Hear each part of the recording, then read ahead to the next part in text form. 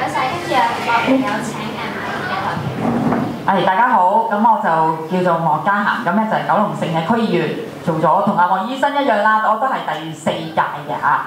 咁咧就回想當初咧，我第1屆做區議員嗰時咧，都應該廿幾歲啦嚇，廿幾歲。咁咧就即係感覺上咧，當時咧見到咧就比較多一啲嘅機會。但係咧，而家咧，我哋咧見到咧，時下嘅年青人咧，好似冇咗呢一種嘅機會。咁啊，今日咧，我嚟到呢個論壇咧，見到咧，在座咧嗱，大家可以見到嘅，見唔到有民建聯，見唔到有西九新動力係嘛？咁啊，即係因為咧嗱，呢啲政黨咧，大家要知道啦，呢啲政黨咧。有鏡頭嘅時間咧，佢哋一定會蒲頭蒲出嚟嘅。咁咧，如果呢一啲譬如講話社區中心呢啲論壇咧，好多時咧我都唔見佢哋嘅。咁所以咧，大家要睇清楚咧嚇，佢究竟佢哋係咪有心去聽我哋各階層嘅市民嘅意見嚇？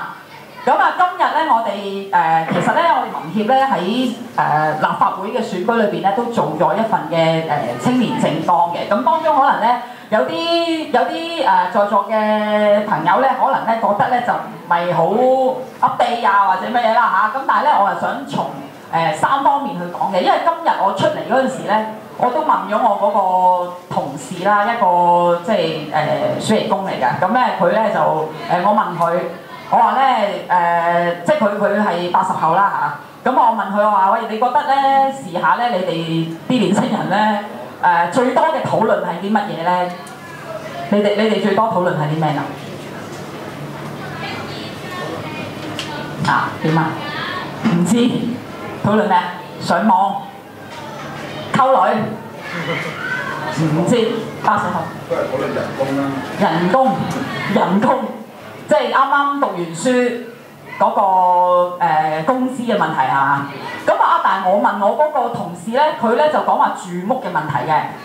咁我唔知在座咧有冇即係啲朋友覺得住屋係一個好嚴重嘅問題啦。其實咧，我哋第一點咧，我哋嘅青年政綱第一點咧，其實就真係針對住咧個住屋嘅問題。咁咧就包括咧嗱，而家咧如果我識好多朋友咧都係咁噶啦，同屋企人住，但係咧佢啲阿爸媽咧已經好有遠見噶啦，一早咧就幫佢咧申請定公屋先嘅。咁我唔知你哋而家興唔興啊嚇，即係你哋咁多位嚇。咁我試過有個 case 咧，我處理過咧就係咧佢個媽咧幫佢咧18歲申請公屋，個仔18歲。咁咧就佢前嗰排嚟揾我幫手就話點解咁耐都冇公屋？咁咧就佢個仔咧而家咧係28歲，28歲。咁咧就等咗10年。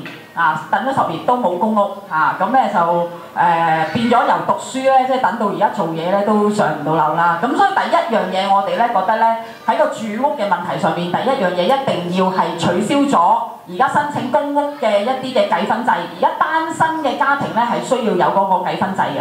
咁我有好多朋友咧，其實咧即係我呢個年紀啊，都仲喺度等緊啊嚇！佢真係10年前申請都喺度等緊。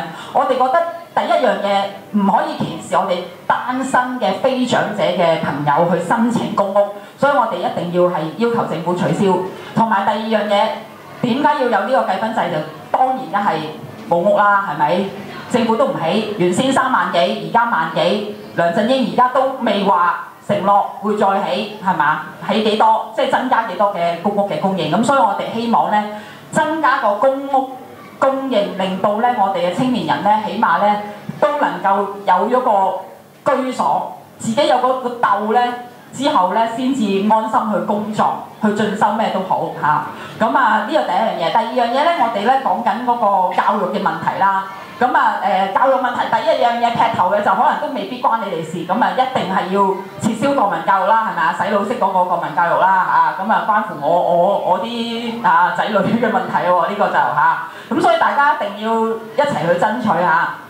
咁30秒。或者30秒。好，咁咧就仲有咧就係咧講緊可能咧大家畢業咧之後咧要還款啊嘛，係咪啊？即係我咧就一路進修嘅，即係由讀完大學咧一路進修到而家咧都仲還緊錢咁所以咧我覺得咧即係嗰個利息咧就即係其實咧大家睇可能咧嗰個利息咧係比較少，但係咧我哋咧直頭希望咧嗰個免入息審查嗰度咧就直頭嗰個利息嗰個問題咧可以再豁免多少少，幫助我哋年青人嚇咁啊。